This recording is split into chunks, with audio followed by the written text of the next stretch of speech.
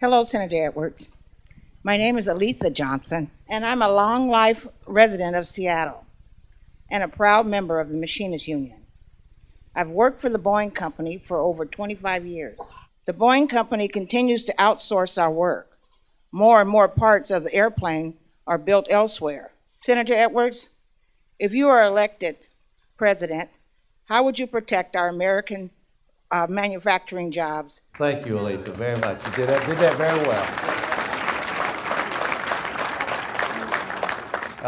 Well, let me say first, I think this is a huge issue in America.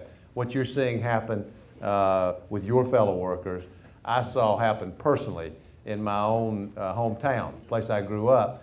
My dad worked in textile mills all his life, and the mill that he worked in my hometown closed, and I closed completely, and I saw what it did, not just to my father, but to the entire community.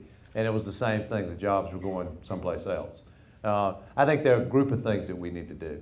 One is that we need to get rid of these tax laws that create incentives for companies to send jobs somewhere else. Next, we need trade agreements that have real labor standards, real environmental standards, and that we can enforce those standards so that American workers have a better chance, and also so that workers in other parts of the world have a chance to lift up their standard of living.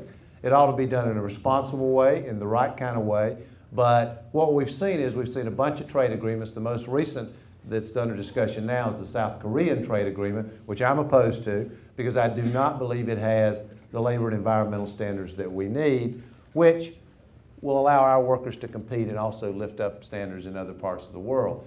I do think it's important for America to trade. We need to trade. The very airplanes that you're talking about making aren't just sold in the United States. And we need to be able to trade and do business with people in other parts of the world, but it needs to be done the right way. You know, there's all this battle about fair trade versus free trade. What we ought to have is smart trade.